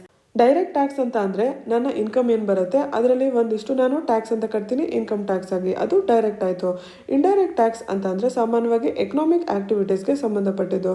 ಅಂದರೆ ನಾನೊಂದು ರೆಸ್ಟೋರೆಂಟ್ಗೆ ಹೋಗ್ತೀನಿ, ಅಲ್ಲಿ ಇಂಡೈರೆಕ್ಟಾಗಿ ನಾನು ಟ್ಯಾಕ್ಸನ್ನು ಕಟ್ತೀನಿ. ಫಿಲ್ಮ್ಗೆ ಹೋಗ್ತೀನಿ, ಥಿಯೇಟರಲ್ಲಿ ಎಂಟರ್ಟೈನ್ಮೆಂಟ್ ಟ್ಯಾಕ್ಸನ್ನು ಕಟ್ತೀನಿ. ಹೀಗೆ ನಾನಾ ರೀತಿಯ ಇಂಡೈರೆಕ್ಟ್ ಟ್ಯಾಕ್ಸ್ಗಳಿದ್ದಾವೆ. ಇದೆಲ್ಲ ಯಾವುದಕ್ಕೆ ರಿಲೇಟೆಡ್ ಆಗಿದೆ? ಎಕನಾಮಿಕ್ ಆ್ಯಕ್ಟಿವಿಟೀಸ್ಗೆ ರಿಲೇಟೆಡ್ ಆಗಿದೆ. ಈ ಕೋವಿಡ್-19 ಸಾಂಕ್ರಾಮಿಕದಿಂದ ಏನಾಗ್ತಾ ಇದೆ, ಎಕನಾಮಿಕ್ ಆ್ಯಕ್ಟಿವಿಟೀಸನ್ನೇ ಕಮ್ಮಿ ಆಗಿತ್ತು, ಹೌದಾ? ಎಷ್ಟೊಂದು ತಿಂಗಳುಗಟ್ಟಲೆ ಲಾಕ್ಡೌನ್ ಇತ್ತು. ಲಾಕ್ಡೌನಲ್ಲಿ ಎಕನಾಮಿಕ್ ಆ್ಯಕ್ಟಿವಿಟೀಸ್ ಇರಲೇ ಇಲ್ಲ. ಸೊ ಇಂಡೈರೆಕ್ಟ್ ಟ್ಯಾಕ್ಸ್ ಆಬ್ವಿಯಸ್ಲಿ ಕಮ್ಮಿ ಆಗಿರುತ್ತೆ. ಸಾಂಕ್ರಾಮಿಕದಿಂದ ತುಂಬ ಜನ ಕೆಲಸವನ್ನು ಕಳ್ಕೊಂಡಿದ್ದಾರೆ ಅಥವಾ ಅವರ ಆದಾಯ ಕಮ್ಮಿ ಆಗಿದೆ. ಸೊ ಹಾಗಾಗಿ ಇನ್ಕಮ್ ಟ್ಯಾಕ್ಸ್ ಕೂಡ ಕಮ್ಮಿ ಆಗಿರುತ್ತೆ. ಸೊ ಇದೆಲ್ಲದರ ಪರಿಣಾಮ ಸರ್ಕಾರದ ರೆವಿನ್ಯೂ ಮೇಲೆ ಬಿದ್ದಿದೆ. ಆದರೆ ಸರ್ಕಾರ ಎಷ್ಟು ಖರ್ಚು ಮಾಡಬೇಕು ಅದು ಕಮ್ಮಿ ಆಗಿಲ್ಲ. ಒಂದು ಕಡೆ ಸರ್ಕಾರಿ ನೌಕರರಿಗೆ ಏನು ಸಂಬಳವನ್ನು ಕೊಡಬೇಕು ಅದು ಕೊಡಲೇಬೇಕಾಗತ್ತೆ. ಇನ್ನೊಂದು ಕಡೆ ಕೋವಿಡ್-19 ಸಾಂಕ್ರಾಮಿಕದಿಂದ ಏನು ಆರೋಗ್ಯ ಸಂಪನ್ಮೂಲಗಳ ಮೇಲೆ ಜಾಸ್ತಿ ಖರ್ಚು ಮಾಡಬೇಕಾಗತ್ತೆ, ಅದು ಕೂಡ ಮಾಡಬೇಕಾಗತ್ತೆ. ಈ ಪರಿಸ್ಥಿತಿಯಲ್ಲಿ ಏನು ಪ್ರೈವೇಟ್ ಎಕ್ಸ್ಪೆಂಡಿಚರ್ ಕಮ್ಮಿ ಆಗಿದೆ. ಹಾಗಾಗಿ MG ನರೇಗಾ ಮೂಲಕ ಬೇರೆ ಬೇರೆ ರೀತಿಯಲ್ಲಿ ಗೌರ್ಮೆಂಟ್ ಎಕ್ಸ್ಪೆಂಡಿಚರೇ ಜಾಸ್ತಿ ಮಾಡಿ ಆರ್ಥಿಕತೆ, ಎಕನಾಮಿಕ್ ಆ್ಯಕ್ಟಿವಿಟಿ ಜಾಸ್ತಿ ಆಗೋ ಥರ ಮಾಡಬೇಕಾಗತ್ತೆ ಸರ್ಕಾರ. ಆ ಹೊಣೆಗಾರಿಕೆ ಸರ್ಕಾರದ ಮೇಲೇ ಇದೆ. ಹಾಗಾಗಿ ಪ್ರಸ್ತುತ ಪರಿಸ್ಥಿತಿ ಹೇಗಿದೆ? ರೆವಿನ್ಯೂ ಇಲ್ಲ, ಆದರೆ ಸರ್ಕಾರದ ಎಕ್ಸ್ಪೆಂಡಿಚರ್ ಇದ್ದೇ ಇದೆ, ಜಾಸ್ತಿನೇ ಆಗ್ತಾ ಇದೆ. ಹಾಗಾಗಿ ಸಹಜವಾಗಿ ಫಿಸ್ಕಲ್ ಡೆಫಿಸಿಟ್ ಜಾಸ್ತಿ ಆಗುತ್ತೆ. ಈ ಫಿಸ್ಕಲ್ ಡೆಫಿಸಿಟ್ನ ಪೂರೈಕೆ ಮಾಡೋಕ್ಕೆ ಸರ್ಕಾರ ಬಾರೋಯಿಂಗ್ಸ್ನೇ ಮಾಡಬೇಕಾಗತ್ತೆ, ಸಾಲವನ್ನೇ ತಗೋಬೇಕಾಗತ್ತೆ. ಅದಕ್ಕಾಗಿ ಸರ್ಕಾರ ಒಟ್ಟಾರೆ 12 ಲಕ್ಷ ಕೋಟಿಯಷ್ಟು ಬಾರೋಯಿಂಗ್ ಪ್ಲಾನ್ ಒಂದನ್ನು ಮಾಡಿದೆ. ಅದರಲ್ಲಿ ಮೊದಲನೇ ಭಾಗ 7.66 ಲ್ಯಾಕ್ ಕ್ರೋರ್ ಅಷ್ಟು ಈಗಾಗಲೇ ಬಾರೋ ಮಾಡಿದೆ. 4.34 ಲ್ಯಾಕ್ ಕ್ರೋರ್ ಇಷ್ಟು ಅಕ್ಟೋಬರ್ ಹಾಗೂ ಜನವರಿ 2021 ಮಧ್ಯ ಬಾರೋ ಮಾಡಲಿದೆ. ಇದು ಕೇಂದ್ರ ಸರ್ಕಾರದ ಬಾರೋಯಿಂಗ್ ಪ್ಲಾನ್. ಕೇಂದ್ರ ಸರ್ಕಾರವನ್ನು ಬಿಟ್ಟು ರಾಜ್ಯ ಸರ್ಕಾರಗಳು ಕೂಡ ಮನಿಯನ್ನು ರೇಸ್ ಮಾಡಬೇಕಾಗುತ್ತೆ ಬಾರೋಯಿಂಗ್ನ ಮೂಲಕ. ಮುಂದುವರಿಯುತ್ತಾ ಪ್ರೈವೇಟ್ ಎಕ್ಸ್ಪೆಂಡಿಚರ್ ಜಾಸ್ತಿ ಆಗ್ಬೋದು, ಎಕನಾಮಿಕ್ ಆ್ಯಕ್ಟಿವಿಟೀಸ್ ಜಾಸ್ತಿ ಆಗ್ಬೋದು, ಹಾಗಾಗಿ ರೆವಿನ್ಯೂ ಜಾಸ್ತಿ ಆಗ್ತಾ ಹೋಗ್ಬೋದು. ಹಾಗಾಗಿ ಅದರ ಜೊತೆಗೆ ಆರ್ಥಿಕತೆಯನ್ನು ಮತ್ತೆ ದಾರಿಗೆ ತರಕ್ಕೆ 12 ಲಕ್ಷ ಕೋಟಿ ಬಾರೋಯಿಂಗ್ ಪ್ಲಾನ್ ಸಾಕಾಗಬಹುದು ಅನ್ನೋ ಅಂದಾಜನ್ನು ಮಾಡಲಾಗ್ತಾ ಇದೆ. ಮುಂದೆ ಚರ್ಚೆ ಮಾಡ್ತಾ ಇರುವಂಥ article, crimes against scheduled tribes are 26% rise in 2019 NCRB report. ಇದು ನಿಮ್ಮ ಪ್ರಿಲಿಮ್ಸ್ ಹಾಗೂ ಮೇನ್ ಸಿಲೆಬಸ್ ಗವರ್ನೆನ್ಸ್ ಕೆಳಗೆ ಬರುವಂಥ ಆರ್ಟಿಕಲ್. ಲಾ ಅಂಡ್ ಆರ್ಡರ್ಗೆ ಸಂಬಂಧಪಟ್ಟಿದ್ದು. ಪ್ರಸ್ತುತ ತುಂಬ ಸುದ್ದಿಯಲ್ಲಿರುವಂಥ ಹತ್ರಾಸ್ ರೇಪ್ ಕೇಸ್ನ ಹಿನ್ನೆಲೆಯಲ್ಲಿ ಈ ರಿಪೋರ್ಟ್ ನಿಮಗೆ ಇಂಪಾರ್ಟೆಂಟ್ ಆಗುತ್ತೆ. ಈ ರಿಪೋರ್ಟನ್ನು ಯಾರು ಕೊಡ್ತಾ ಇದ್ದಾರೆ? NCRB ಅಂತಂದರೆ ನ್ಯಾಷನಲ್ ಕ್ರೈಮ್ ರೆಕಾರ್ಡ್ಸ್ ಬ್ಯೂರೋ. ಇದು ದೇಶದೊಳಗೆ ಏನೇನು ಕ್ರೈಮ್ ಆಗುತ್ತೆ ಆ ಡೇಟಾವನ್ನೆಲ್ಲ ಸಂಗ್ರಹಿಸಿ ಅದನ್ನು ಅನಲೈಸ್ ಮಾಡುತ್ತೆ. ಈ ರಿಪೋರ್ಟ್ನ ಪ್ರಕಾರ 2018 ಹಾಗೂ 2019 ಕ್ರೈಮ್ಸ್ ಏನು ನಡೆದಿದೆ ಅದನ್ನು ಕಂಪೇರ್ ಮಾಡಿ ನೋಡಿದ್ರೆ ಶೆಡ್ಯೂಲ್ಡ್ ಕಾಸ್ಟ್ಗಳ ಮೇಲೆ ಆಗಿರುವಂಥ ಕ್ರೈಮ್ಗಳು 7% ಅಷ್ಟು ಜಾಸ್ತಿ ಆಗಿದೆ. ಶೆಡ್ಯೂಲ್ಡ್ ಟ್ರೈಬ್ಸ್ ಮೇಲೆ ಆಗಿರುವಂಥ ಕ್ರೈಮ್ಗಳು 26% ಅಷ್ಟು ಜಾಸ್ತಿ ಆಗಿದೆ ಈ 1 ವರ್ಷದ ಕಾಲಾವಧಿಯಲ್ಲಿ. ಶೆಡ್ಯೂಲ್ ಕಾಸ್ಟ್ಗಳ ಮೇಲೆ ಮ್ಯಾಕ್ಸಿಮಮ್ ನಂಬರ್ ಆಫ್ ಕ್ರೈಮ್ಸ್ ಆಗಿರೋದು ಉತ್ತರ ಪ್ರದೇಶಲ್ಲಿ, ನಂತರ ರಾಜಸ್ಥಾನಲ್ಲಿ, ನಂತರ ಬಿಹಾರಲ್ಲಿ. ಇದು ಈ ಕಾಸ್ಟ್ಗಳ ಮೇಲೆ ನಡೆದಿರುವಂಥ ಎಲ್ಲ ಕ್ರೈಮ್ಸ್ನು ಸೇರಿಸಿರುವಂಥದ್ದು. ಬರೀ ರೇಪ್ ಕೇಸಸ್ನ ನೋಡಿದರೆ ರಾಜಸ್ಥಾನಲ್ಲಿ ಮ್ಯಾಕ್ಸಿಮಮ್ ನಂಬರ್ ಆಫ್ ಕೇಸಸ್ ಆಗಿದೆ ಶೆಡ್ಯೂಲ್ಡ್ ಕಾಸ್ಟ್ಗೆ ಸಂಬಂಧಪಟ್ಟಂತೆ. ಶೆಡ್ಯೂಲ್ಡ್ ಟ್ರೈಬ್ಸ್ಗೆ ಸಂಬಂಧಪಟ್ಟಂತೆ ಮಧ್ಯಪ್ರದೇಶಲ್ಲಿ ಮ್ಯಾಕ್ಸಿಮಮ್ ನಂಬರ್ ಆಫ್ ಕ್ರೈಮ್ಸ್ ಆಗಿದೆ. ಈ ಆರ್ಟಿಕಲಿಂದ ನಿಮಗೆ ಏನೇನು ಗೊತ್ತಿರಬೇಕು? ನ್ಯಾಷನಲ್ ಕ್ರೈಮ್ ರೆಕಾರ್ಡ್ಸ್ ಬ್ಯೂರೋ ಬಗ್ಗೆ ಗೊತ್ತಿರಬೇಕು. ಏನು ನಿರ್ದಿಷ್ಟವಾಗಿ ಈ ಕಮ್ಯುನಿಟಿಗಳ ಮೇಲೇ ಕ್ರೈಮ್ಸ್ ಜಾಸ್ತಿ ಆಗ್ತಾ ಇದೆ. ಸೊ ವಲ್ನರಬಲ್ ಗ್ರೂಪ್ಸ್ ಬಗ್ಗೆ ಏನಾದ್ರು ಕ್ವೆಶನ್ ಬಂದಾಗ ಈ ರಿಪೋರ್ಟ್ನ ನೀವು ಯೂಸ್ ಮಾಡ್ಕೋಬಹುದು. ವಿಮೆನ್ ರಿಲೇಟೆಡ್ ಯಾವ್ದಾದ್ರು ಕ್ವೆಶನ್ ಬಂತು ಅಂದರೆ ವಿಮೆನ್ ಒಳಗೆ ಈ ಸಮುದಾಯದವರು ಇನ್ನೂ ವಲ್ನರಬಲ್ ಇದ್ದಾರೆ ಇಂಥ ಕ್ರೈಮ್ಗಳಿಗೆ ಅಂತ ನೀವು ಈ ಡೇಟಾವನ್ನು ಉಪಯೋಗಿಸ್ಕೋಬಹುದು. ಇಲ್ಲಿ ತುಂಬ ಅಂಕಿ ಅಂಶಗಳನ್ನ ಜ್ಞಾಪಕ ಇಟ್ಕೊಳ್ಳೋ ಅವಶ್ಯಕತೆ ಇಲ್ಲ. ಕೇವಲ ಪರ್ಸೆಂಟೇಜ್ 7% SC ಅಲ್ಲಿ ಜಾಸ್ತಿ ಆಗಿರೋದು, 26% ST ಒಳಗೆ ಕ್ರೈಮ್ಸ್ ಜಾಸ್ತಿ ಆಗಿರೋದು. ಇದನ್ನು ನೆನ್ಪಿಟ್ಕೊಳ್ಳಿ. ಮ್ಯಾಕ್ಸಿಮಮ್ SC ಮೇಲೆ ಆಗಿರುವಂಥ ಕ್ರೈಮ್ಸ್ ಉತ್ತರ ಪ್ರದೇಶದಲ್ಲಿ, ST ಮೇಲೆ ಆಗಿರುವಂಥದ್ದು ಮಧ್ಯಪ್ರದೇಶದಲ್ಲಿ. ಇಷ್ಟು ಇನ್ಫಾರ್ಮೇಷನ್ನ ನೀವು ಉಪಯೋಗಿಸ್ಕೊಂಡ್ರೆ ಸಾಕು. ಮುಂದಿನ ಆರ್ಟಿಕಲ್ ನಿಮ್ಮ ಎಡಿಟೋರಿಯಲ್ ಪೇಜ್ ನಂಬರ್ 6 ಅಲ್ಲಿ ಕೊಟ್ಟಿರುವಂಥ time to shift focus to the maritime sphere. ಈ ಆರ್ಟಿಕಲ್ ನಿಮ್ಮ ಮೇನ್ ಜನರಲ್ ಸ್ಟಡೀಸ್ ಪೇಪರ್ 2 ಕೆಳಗೆ ತುಂಬಾ ಮುಖ್ಯ ಆಗಿರುವಂಥ ಆರ್ಟಿಕಲ್. ಇದರಲ್ಲಿ India and its neighbourhood relations ಮೇಲೆ ಕೂಡ ಚರ್ಚೆ ಮಾಡುತ್ತೆ. Bilateral, regional and global groupings ಕೂಡ ಬಗ್ಗೆ ಚರ್ಚೆ ಮಾಡುತ್ತೆ. Effect of policies and politics ಬಗ್ಗೆ ಕೂಡ ಚರ್ಚೆ ಮಾಡುತ್ತೆ. ಸೊ ಈ ಇಂಪಾರ್ಟೆಂಟ್ ಆರ್ಟಿಕಲ್ನ ಓದೋಣ. ಪ್ರಸ್ತುತ ಅಂತಾರಾಷ್ಟ್ರೀಯ ಮಟ್ಟದಲ್ಲಿ ಭಾರತದ ಪರಿಸ್ಥಿತಿ ಹೇಗಿದೆ ಅಂತ ನೋಡೋಣ. ನಮ್ಮ ನೇಬರ್ಸ್ ಆಗಿರುವಂಥ ಚೈನಾ ಹಾಗೂ ಪಾಕಿಸ್ತಾನ ಎರಡರ ಜೊತೆನೂ ನಮ್ಮ ಸಂಬಂಧಗಳು ಸರಿಯಾಗಿ ನಡೀತಾ ಇಲ್ಲ. ಪೂರ್ವ ದಿಕ್ಕಿನಲ್ಲಿ ಚೈನಾ ಜೊತೆ ಏನು ಬಾರ್ಡರ್ಸ್ ಇದೆ ಅಲ್ಲಿ ಗ್ಯಾಲ್ವಾನ್ ವ್ಯಾಲಿ ಕ್ಲಾಶ್ ಆದ ನಂತರ ಒಂದು ಡಿಸ್ಟೆಬಿಲೈಸ್ ಆಗಿರುವಂಥ ಪರಿಸರ ಎನ್ವಿರಾನ್ಮೆಂಟ್ ಕ್ರಿಯೇಟ್ ಆಗಿದೆ. ಡಿಸ್ಎಂಗೇಜ್ಮೆಂಟ್ ಹಾಗೂ ಡಿಎಸ್ಕಲೇಷನ್ ಪ್ರೊಸೆಸ್ ಆರಂಭ ಆಗಿದ್ರೂ ಕೂಡ ಅದು ಸರಿಯಾದ ದಾರಿಯಲ್ಲಿ ಹೋಗ್ತಾ ಇಲ್ಲ. ಚೀನಾ ಕೂಡ ತನ್ನ ಆಕ್ರಮಣಕಾರಿ ಧೋರಣೆಯನ್ನೇ ಮುಂದುವರಿಸಿದೆ. ಇನ್ನೊಂದು ಕಡೆ ಪಾಕಿಸ್ತಾನ ಜೊತೆಗೆ ನಾವು ಶೇರ್ ಮಾಡ್ತಿರೋಂಥ ನಾರ್ತ್ ವೆಸ್ಟರ್ನ್ ಬಾರ್ಡರ್ಸ್ ಏನಿದೆ, ಲೈನ್ ಆಫ್ ಕಂಟ್ರೋಲ್ ಹತ್ರ ಸೀಸ್ ಫೈರ್ ವೈಲೇಷನ್ಸ್ ತುಂಬಾ ಜಾಸ್ತಿ ಆಗಿದೆ. Citizenship amendment act Jammu and ಕಾಶ್ಮೀರ್ನ ಯೂನಿಯನ್ ಟೆರಿಟರಿ ಮಾಡಿದ್ದು, ಮತ್ತು ಪಾಕಿಸ್ತಾನ್ ಜಮ್ಮು ಕಾಶ್ಮೀರ್ನ ಇಡೀ ಏರಿಯಾ ತನ್ನ ಮ್ಯಾಪಲ್ಲಿ ಸೇರಿಸ್ಕೊಂಡಿದ್ದು. ಇದನ್ನೆಲ್ಲ ನೋಡಿದರೆ ಪಾಕಿಸ್ತಾನ ಜೊತೆ ಕೂಡ ಎಷ್ಟು ತೀವ್ರವಾಗಿ ನಮ್ಮ ಸಂಬಂಧ ಕೆಡ್ತಾ ಇದೆ ಅನ್ನೋದು ತೋರಿಸುತ್ತೆ. ಅದಲ್ಲದೆ ಚೀನಾ ಹಾಗೂ ಪಾಕಿಸ್ತಾನ ಜೊತೆಗೂಡಿ ಕೂಡ ಎರಡು ಬಾರ್ಡರ್ಸಲ್ಲಿ ಭಾರತವನ್ನು ಟಾರ್ಗೆಟ್ ಮಾಡ್ಬೋದು. ಇದು ನಮ್ಮ ಇಮ್ಮಿಡಿಯೇಟ್ ನೇಬರ್ಹುಡ್ನ ಕತೆ ಆಯಿತು. ಸೆಂಟ್ರಲ್ ಏಷ್ಯಾಗೆ ಹೋದರೆ ಮುಂಚೆ ಅಫ್ಘಾನಿಸ್ತಾನಲ್ಲಿ ಭಾರತದ ಇನ್ಫ್ಲೂಯೆನ್ಸ್ ಏನಿತ್ತು ಅದನ್ನು ಕಂಪೇರ್ ಮಾಡಿದ್ರೆ ಈಗ ಕಮ್ಮಿ ಆಗಿದೆ. ಯುನೈಟೆಡ್ ಸ್ಟೇಟ್ಸ್ ತನ್ನ ಫೋರ್ಸಸ್ನ ವಾಪಸ್ ತಗೋತಾ ಇದೆ. ರಾಜಕೀಯವಾಗಿ ಕೂಡ ಅಫ್ಘಾನಿಸ್ತಾನಲ್ಲಿ ತಾಲಿಬಾನ್ ಮುಂದೆ ಬರ್ತಿದೆ. ಭಾರತಕ್ಕೆ ಹಾಗೂ ತಾಲಿಬಾನ್ಗೆ ತುಂಬ ಕಮ್ಮಿ ಕಾಂಟ್ಯಾಕ್ಟ್ ಇದೆ. ಆದರೆ ಅಫ್ಘಾನಿಸ್ತಾನ್ ಪ್ರದೇಶದಲ್ಲಿ ಚೈನಾ, ಪಾಕಿಸ್ತಾನ್, ರಷ್ಯಾ ಇವರೆಲ್ಲರಿಗೂ ಇಂಟ್ರೆಸ್ಟ್ ಇದೆ. ಹಾಗಾಗಿ ಇವರೆಲ್ಲ ಒಂದುಗೂಡಿ ಅಲ್ಲಿ ಕೆಲಸವನ್ನು ಮಾಡುವಂಥ ಸಾಧ್ಯತೆ ಜಾಸ್ತಿ ಇದೆ. ಇನ್ನು ಸೆಂಟ್ರಲ್ ಏಷ್ಯಾದಲ್ಲಿ ಭಾರತಕ್ಕೆ ಮುಖ್ಯವಾಗಿರೋಂಥ ಇನ್ನೊಂದು ದೇಶ ಇರಾನ್ನಲ್ಲಿ ನಾವು ಚಾಬಹಾರ್ ಪೋರ್ಟನ್ನು ಕಟ್ಟಿದ್ವಿ. ಅಲ್ಲಿ ಸ್ಟ್ರಾಟಜಿಕ್ ಆಗಿರುವಂಥ ತುಂಬ ಇಂಪಾರ್ಟೆಂಟ್ ಪ್ರದೇಶ ಇದು. ಯಾಕೆಂದರೆ ಪಾಕಿಸ್ತಾನ ಬಿಟ್ಟು ಡೈರೆಕ್ಟಾಗಿ ನಾವು ಚಾಬಹಾರ್ ಪೋರ್ಟ್ನ ಮೂಲಕ ಸೆಂಟ್ರಲ್ ಏಷ್ಯಾವನ್ನು ತಲುಪ್ಬೋದು. ಆದರೆ ಇರಾನ್ ಜೊತೆ ಕೂಡ ಭಾರತದ ಸಂಬಂಧ ಕೆಡ್ತಾ ಇದೆ. US ಸ್ಯಾಂಕ್ಷನ್ಸ್ಗಾಗಿ ಭಾರತ ಏನು ಆಯಿಲ್ನ ಇಂಪೋರ್ಟ್ ಮಾಡ್ತಾ ಇತ್ತು ಇರಾನಿಂದ, ಅದನ್ನು ನಿಲ್ಲಿಸಬೇಕಾಗಿದೆ. ಭಾರತ ಹಾಗೂ ಇರಾನ್ ಸೇರಿ ಒಂದು ರೈಲ್ವೆ ಲೇನ್ನ ಕಟ್ಟಬೇಕಂತ ಇದ್ರು. ಆ ಪ್ಲ್ಯಾನಲ್ಲಿ ಈಗ ಇರಾನ್ ಒಂದೇ ಮುಂದುವರಿತಾ ಇದೆ. ಸೊ ಯಾವುದೇ ದಿಕ್ಕಿನಲ್ಲಿ ನೋಡಿದ್ರೂ ಭಾರತ ಒಂದು ಬಿಕ್ಕಟ್ಟಿನ ಪರಿಸ್ಥಿತಿಯಲ್ಲಿದೆ. ಈ ಸಿಚುವೇಶನನ್ನು ಕಾಂಟಿನೆಂಟಲ್ ಡೈಲಮಾ ಅಂತ ಇಲ್ಲಿ ಆಥರ್ ಕರಿತಾ ಇದ್ದಾರೆ. ಈ ರೀತಿಯ ಕೀವರ್ಡ್ಸ್ ಏನಿರುತ್ತೆ ಕಾಂಟಿನೆಂಟಲ್ ಡೈಲಮಾ, ಇದು ನಿಮ್ಮ ಎಕ್ಸಾಮ್ಗೆ ತುಂಬ ಮುಖ್ಯ ಆಗಿರುವಂಥದ್ದು. ನಿಮ್ಮ ಮೇನ್ಸ್ ಎಕ್ಸಾಮ್ಗೆ ಡೈರೆಕ್ಟಾಗಿ ಕಾಂಟಿನೆಂಟಲ್ ಡೈಲಮಾ ಬಗ್ಗೆ ಭಾರತ ಏನು ಮಾಡಬೇಕು ಅಂತ ಕ್ವೆಶ್ಚನ್ ಬರ್ಬೋದು. ಅವಾಗ ನಿಮಗೆ ಕಾಂಟಿನೆಂಟಲ್ ಡೈಲಮಾ ಅಂದರೆ ಏನು ಅಂತ ಫಸ್ಟ್ ಗೊತ್ತಿರಬೇಕು. ಸೊ ಈ ರೀತಿಯ ಕೀವರ್ಡ್ಸನ್ನು ಪ್ಲೀಸ್ ನೆನ್ಪಿಟ್ಕೊಳ್ಳಿ. ಇಲ್ಲಿ ಕಾಂಟಿನೆಂಟಲ್ ಡೈಲಮಾ ಅಂದರೆ ಏನು ಅಂತ ಹೇಳಿದ್ರು. ಕಾಂಟಿನೆಂಟಲ್ ಡೈಲಮಾಗೆ ಏನು ಸೊಲ್ಯೂಷನ್ ಅಂತ ಕೂಡ ಹೇಳ್ತಾ ಇದ್ದಾರೆ. ಮೊದಲು ಬಾರ್ಡರ್ ಇಶ್ಯೂಸ್ ಬಗ್ಗೆ ಚರ್ಚೆ ಮಾಡೋದಾದರೆ ನಾವು ಚೈನಾ ಹಾಗೂ ಪಾಕಿಸ್ತಾನ್ ಜೊತೆ ಮೊದಲು ಸ್ಟಾರ್ಟ್ ಮಾಡ್ಕೋಬೇಕು. ಯಾಕೆ ಅಂದರೆ ಚೈನಾ ಮಧ್ಯದಲ್ಲಿ ಪಾಕಿಸ್ತಾನ ಡೀಲ್ ಮಾಡೋದು ಈಸಿ, ಅದು ಲೆಸ್ಸರ್ ಪವರ್ ಆಗುತ್ತೆ. ಈಗ ಪ್ರಸ್ತುತ ಏನು ಮೆಕ್ಯಾನಿಸಮ್ಸ್ ಇದೆ ಡೈರೆಕ್ಟರ್ ಜನರಲ್ ಮಿಲಿಟರಿ ಆಪರೇಷನ್ಸ್ ಲೆವೆಲಲ್ಲಿ, ಆ ಮೆಕ್ಯಾನಿಸಮ್ಸ್ನ ಮುಂದುವರಿಸಬೇಕು. ಈ ಬಾರ್ಡರ್ ಏನಿದೆ ಭಾರತ ಹಾಗೂ ಪಾಕಿಸ್ತಾನ ಮಧ್ಯ ಅದನ್ನು ಸ್ಟೆಬಿಲೈಸ್ ಮಾಡೋಕ್ಕೆ ಪ್ರಯತ್ನ ಮಾಡಬೇಕು. ಆದರೆ ಇದಕ್ಕೆ ಎಲ್ಲದಕ್ಕಿಂತ ಅಗತ್ಯ ಆಗಿರುವಂಥದ್ದು ಪೊಲಿಟಿಕಲ್ ವಿಲ್ ಅಂತ ಆಥರ್ ಹೇಳ್ತಾ ಇದ್ದಾರೆ. ಇಲ್ಲಿ ಕಾಂಟಿನೆಂಟಲ್ ಸ್ಫಿಯರ್ ಅಂತ ಮೆನ್ಷನ್ ಮಾಡ್ತಾ ಇದ್ದಾರೆ. ಕಾಂಟಿನೆಂಟಲ್ ಸ್ಫಿಯರ್ ಅಂದರೆ ಲ್ಯಾಂಡ್ ಬಾರ್ಡರ್ಸ್ ಇರುವಂಥ ಚೈನಾ ಹಾಗೂ ಪಾಕಿಸ್ತಾನ್ ಇರುವಂಥ ಪ್ರದೇಶ. ಭಾರತ ಮುಂಚಿನಿಂದಲೂ ಇಲ್ಲಿಯ ಬಾರ್ಡರ್ಸ್ ಮೇಲೇ ಜಾಸ್ತಿ ಒತ್ತು ಕೊಟ್ಟಿದೆ, ಅಲ್ಲಿ ಸ್ಟೆಬಿಲಿಟಿಗೇನೆ ಜಾಸ್ತಿ ಟ್ರೈ ಮಾಡಿದೆ. ಆದರೆ ಆ ಸ್ಟ್ರಾಟಜಿನ ನಾವು ಚೇಂಜ್ ಮಾಡಿ ಮ್ಯಾರಿಟೈಮ್ ಸ್ಟ್ರಾಟಜಿಯನ್ನು ಆರಂಭ ಮಾಡಬೇಕು. ಯಾಕೆಂದರೆ ಬಾರ್ಡರ್ ಇಶ್ಯೂಸ್ಗೆ ಸಂಬಂಧಪಟ್ಟಂತೆ ನಮಗೆ ಅಂತಾರಾಷ್ಟ್ರೀಯ ಸಪೋರ್ಟ್ ಸಿಗೋದು ಕಷ್ಟ. ಆದರೆ ಅದೇನೇ ನೀವು ಮ್ಯಾರಿಟೈಮ್ ಯೋಚನೆ ಮಾಡಿ ನೋಡಿ, ಇಂಡೋ ಪೆಸಿಫಿಕ್ ಜಾಗತಿಕ ಮಟ್ಟದಲ್ಲಿ ಎಷ್ಟು ಮುಖ್ಯವಾಗಿರುವಂಥ ಪ್ರದೇಶ. ಇಲ್ಲಿ ತುಂಬ ದೇಶಗಳ ಇಂಟ್ರೆಸ್ಟ್ ಇದೆ. ಚೀನಾಗೂ ಕೂಡ ಮುಖ್ಯ ಆಗಿರುವಂಥ ಪ್ರದೇಶ ಇದು. ಚೀನಾ ಕೂಡ ಸೌತ್ ಚೈನಾ ಸಿಯಲ್ಲಿ ಏನು ಅಗ್ರೆಸಿವ್ ಆಗಿರುತ್ತೆ, ಆ ಹಿನ್ನೆಲೆಯಲ್ಲಿ ಯೂರೋ ಅಮೆರಿಕನ್ ಪವರ್ಸ್ ಈ ಪ್ರದೇಶಕ್ಕೆ ಜಾಸ್ತಿ ಇಂಟ್ರೆಸ್ಟನ್ನು ತೋರಿಸ್ತಾ ಇದ್ದಾವೆ. ನಾವು ಚೀನಾನ ಕೌಂಟರ್ ಮಾಡಬೇಕು ಅಂದರೆ ಹಿಮಾಲಯದಲ್ಲಿ ಇರುವಂಥ ಬಾರ್ಡರ್ಗಿಂತ ಜಾಸ್ತಿ ಏನು ಇಂಡೋ ಪೆಸಿಫಿಕ್ ಓಷಾನಿಕ್ ರೀಜನ್ ಇದೆ ಅದರ ಮೂಲಕ ಅದನ್ನು ಕೌಂಟರ್ ಮಾಡ್ಬೋದು. ಯಾಕೆಂದರೆ ಅದರ ಟ್ರೇಡ್ ಎಕಾನಮಿ ಇದ್ರ ಮೇಲೆ ಡಿಪೆಂಡೆಂಟ್ ಇದೆ. ಹಾಗಾಗಿ ಆಥರ್ ಕಾಂಟಿನೆಂಟಲ್ ಡೈಲಮಾಗೆ ಇಲ್ಲಿ ಉತ್ತರವಾಗಿ ಮ್ಯಾರಿಟೈಮ್ ಗ್ರ್ಯಾಂಡ್ ಸ್ಟ್ರಾಟಜಿಯನ್ನು ಭಾರತ ಮಾಡಬೇಕು ಅಂತ ಹೇಳ್ತಾ ಇದೆ.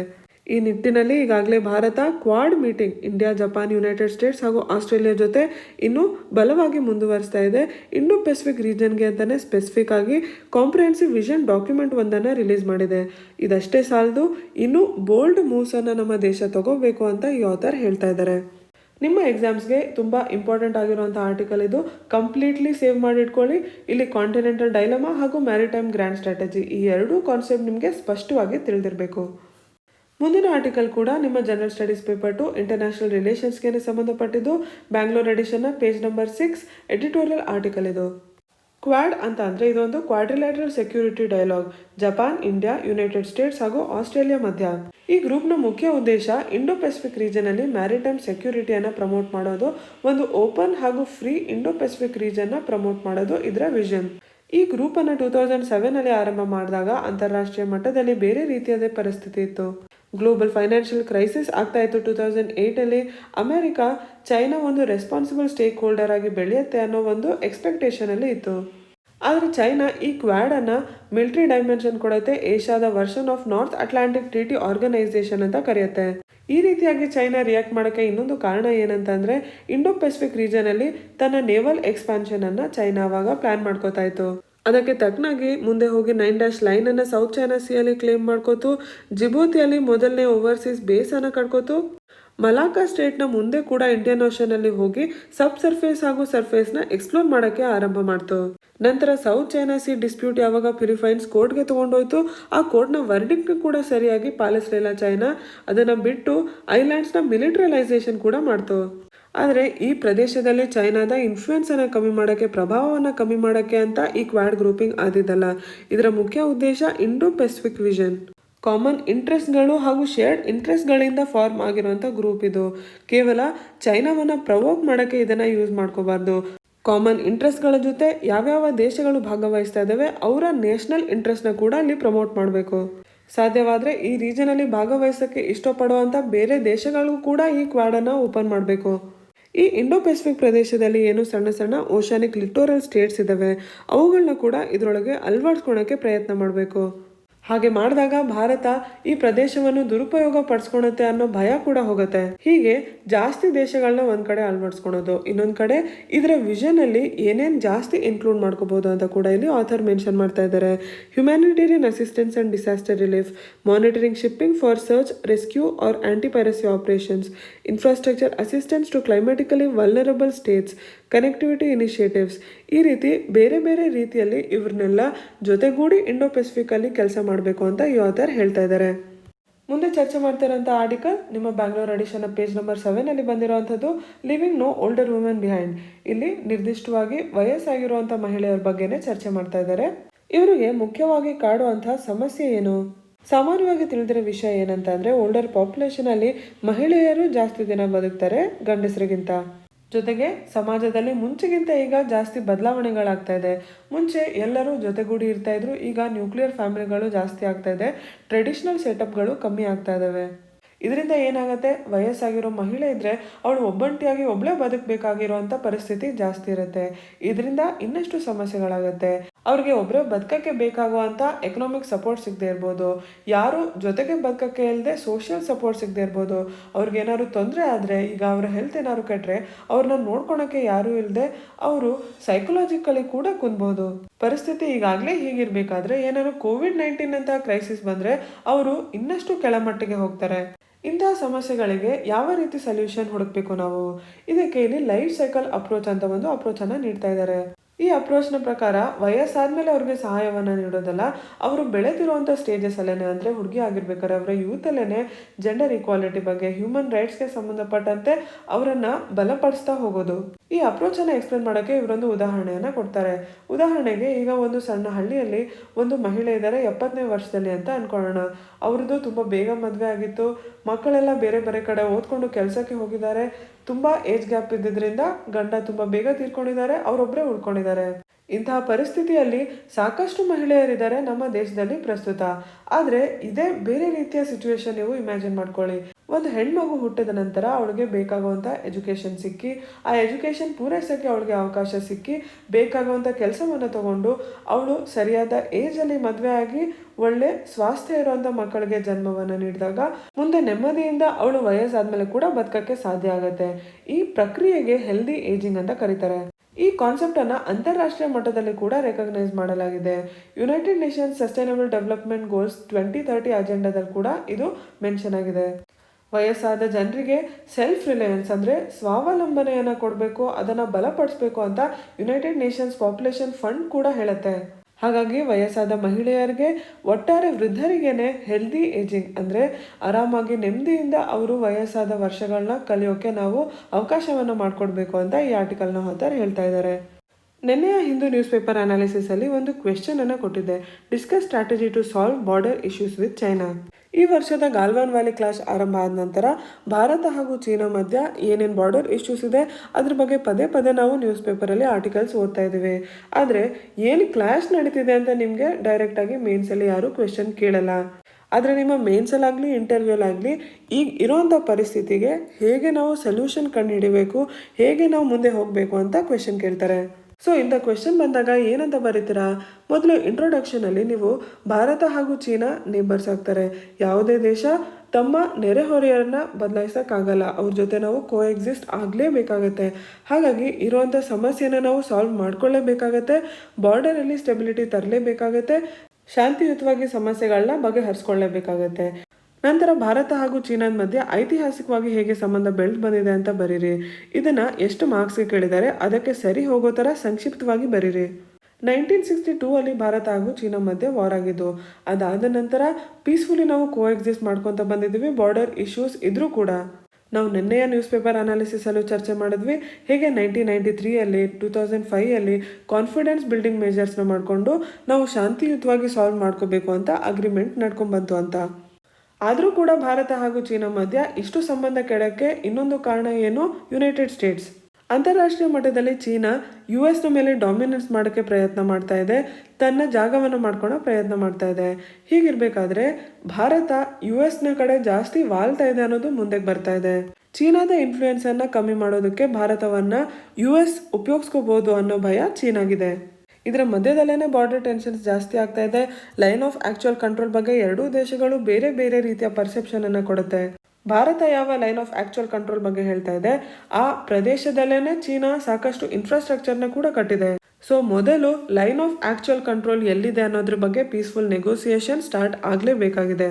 ನಾವು ಕ್ಲಾಸ್ಗೆ ಉತ್ತರವಾಗಿ ಎಕನಾಮಿಕಲಿ ಕೂಡ ಸಾಕಷ್ಟು ಚೀನಾದ ಆ್ಯಪ್ಗಳನ್ನ ಬ್ಯಾನ್ ಮಾಡಿದ್ವಿ ಹಾಗೂ ಇಂಪೋರ್ಟ್ಗಳನ್ನ ನಿಲ್ಲಿಸಿದ್ವಿ. ಆದರೆ ಭಾರತದಲ್ಲಿ ಸಾಕಷ್ಟು ಜನ ಚೀನಾದ ಇಂಪೋರ್ಟ್ಗಳ ಮೇಲೆ ಡಿಪೆಂಡೆಂಟ್ ಆಗಿದ್ದಾರೆ. ಸೊ ಈ ಮೂವ್ನ ನಾವು ತುಂಬ ಇಂಟೆಲಿಜೆಂಟ್ಲಿ ಯೂಸ್ ಮಾಡಬೇಕಾಗತ್ತೆ. ಅದನ್ನೇ ನಾವು ಸೊಲ್ಯೂಷನ್ ಅಂತ ಹೇಳೋಕ್ಕಾಗಲ್ಲ. ಭಾರತ ಹಾಗೂ ಚೀನಾ ಮಧ್ಯೆ ಏನು ಎಕಾನಮಿಕ್ ಡಿಪೆಂಡೆನ್ಸ್ ಇದೆ ಅದನ್ನೇ ನಾವು ಉಪಯೋಗಿಸ್ಕೊಂಡು ಭಾರತ ಹಾಗೂ ಚೀನಾ ಮಧ್ಯೆ ಸಂಬಂಧಗಳನ್ನ ಬೆಟರ್ ಮಾಡೋಕ್ಕೆ ಪ್ರಯತ್ನ ಮಾಡ್ಬೋದು. ಇವತ್ತಿನ ಎಡಿಟೋರಿಯಲ್ ಆರ್ಟಿಕಲಲ್ಲೇ ನಾವು ಮ್ಯಾರಿಟೈಮ್ ಗ್ರ್ಯಾಂಡ್ ಸ್ಟ್ರಾಟಜಿ ಬಗ್ಗೆ ಓದಿದ್ವಿ. ಸೊ ಅದು ಕೂಡ ನಾವು ಚೈನಾನ ಕೌಂಟರ್ ಮಾಡೋಕ್ಕೆ ಉಪಯೋಗಿಸ್ಕೋಬೋದು. ಇಂಡೋ ಪೆಸಿಫಿಕ್ ರೀಜನಲ್ಲಿ ಅಂತಾರಾಷ್ಟ್ರೀಯ ಮಟ್ಟದಲ್ಲಿ ಸಪೋರ್ಟ್ನ ತೊಗೊಂಡು ಬಂದು ಚೀನಾದ ಮೇಲೆ ಒಂದು ರೀತಿಯ ಒತ್ತಡವನ್ನು ಹೇರ್ಬೋದು. ಹೀಗೆ ಒಂದು ಕಡೆ ಬಾರ್ಡರ್ ಇಶ್ಯೂಸ್ನ ಸಾಲ್ವ್ ಮಾಡೋಕ್ಕೆ ಲೈನ್ ಆಫ್ ಆಕ್ಚುಯಲ್ ಕಂಟ್ರೋಲ್ ಬಗ್ಗೆ ಒಂದು ಸರಿಯಾದ ತೀರ್ಮಾನಕ್ಕೆ ಬರೋಕ್ಕೆ ಎರಡೂ ದೇಶಗಳು ಪೀಸ್ಫುಲ್ ನೆಗೋಸಿಯೇಷನ್ಸ್ ನಡೆಸ್ತಾನೆ ಇರಬೇಕು. ಇನ್ನೊಂದು ಕಡೆ ಎಕಾನಮಿಯನ್ನು ಉಪಯೋಗಿಸ್ಕೊಂಡು ಮ್ಯಾರಿಟೈಮ್ ಗ್ರ್ಯಾಂಡ್ ಸ್ಟ್ರಾಟಜಿಯನ್ನು ಉಪಯೋಗಿಸ್ಕೊಂಡು ಚೈನಾ ಮೇಲೆ ಇಂಡೈರೆಕ್ಟ್ ಆಗಿ ಇನ್ಫ್ಲುಯೆನ್ಸ್ ಮಾಡೋಕ್ಕೆ ನಾವು ಪ್ರಯತ್ನ ಮಾಡ್ಬೋದು. ಈ ಆನ್ಸರ್ನ ಆರಂಭದಲ್ಲೇ ನೀವು ಪೀಸ್ಫುಲ್ ಕೋಎಕ್ಸಿಸ್ಟೆನ್ಸ್ ಬೇಕೇ ಬೇಕು ಅಂತ ಬರೆದಿದ್ದೀರಾ.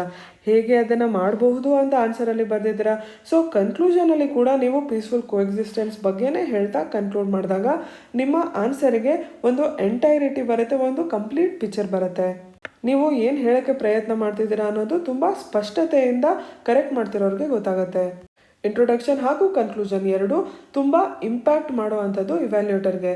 ಯಾಕಂದರೆ ಅವರು ಸ್ಟಾರ್ಟಿಂಗಲ್ಲೇ ನಿಮ್ಮ ಆನ್ಸರಲ್ಲಿ ಇಂಟ್ರೆಸ್ಟ್ ಇದೆಯಾ ಇಲ್ವಾ ಅನ್ನೋದು ಇಂಟ್ರೊಡಕ್ಷನ್ ಹೇಳುತ್ತೆ. ಕನ್ಕ್ಲೂಷನ್ ಅವರು ಫೈನಲ್ ಆಗಿ ಮಾರ್ಕ್ಸ್ ಹಾಕಬೇಕಾದ್ರೆ ಅವ್ರ ತಲೆ ಮೇಲೆ ಏನು ಇಂಪ್ಯಾಕ್ಟ್ ಆಗಿದೆ ಅನ್ನೋದು ತೋರಿಸುತ್ತೆ. ಇಲ್ಲಿ ನಾನು ಕೊಟ್ಟಿರೋಂಥ ಆನ್ಸರ್ ಕೇವಲ ನಿಮಗೆ ಹೇಳೋಕ್ಕೆ ಉದಾಹರಣೆ ಅಷ್ಟೇ, ಇದೇ ಪಾಯಿಂಟ್ಸ್ ಬರಿಬೇಕಂತ ಅಲ್ಲ. ನಿಮ್ಮ ಪಾಯಿಂಟ್ಸ್ನ ನೀವು ಸಾಕಷ್ಟು ಆ್ಯಡ್ ಮಾಡ್ಕೋಬೋದು. ಆದರೆ ನಿಮ್ಮ ಗಮನದಲ್ಲಿ ಏನಿರಬೇಕು ಅಂತ ಅಂದರೆ ನೀವು ಕನ್ಕ್ಲೂಡ್ ಮಾಡಬೇಕಾದ್ರೆ ಯಾವಾಗಲೂ ಪಾಸಿಟಿವ್ ನೋಟಿಂದ ನಿಮ್ಮ ಆನ್ಸರನ್ನು ಕನ್ಕ್ಲೂಡ್ ಮಾಡಿ. ಇವತ್ತಿನ ಎಲ್ಲ ಆರ್ಟಿಕಲ್ಸ್ ಹಾಗೂ ನಮ್ಮ ಚರ್ಚೆ ನಿಮಗೆ ಸ್ಪಷ್ಟವಾಗಿ ತಿಳಿದಿದೆ ಅಂತ ಅಂದ್ಕೊಂಡಿದ್ದೀನಿ. ಏನಾದರೂ ಡೌಟ್ಸ್ ಇದ್ದರೆ ಕಮೆಂಟ್ ಸೆಕ್ಷನಲ್ಲಿ ಕೇಳಿ. ಈ ವಿಡಿಯೋನ ಲೈಕ್ ಹಾಗೂ ಕಮೆಂಟ್ ಮಾಡಿ, ನಮ್ಮ ಚಾನಲ್ನ ಸಬ್ಸ್ಕ್ರೈಬ್ ಮಾಡಿ. ಧನ್ಯವಾದಗಳು.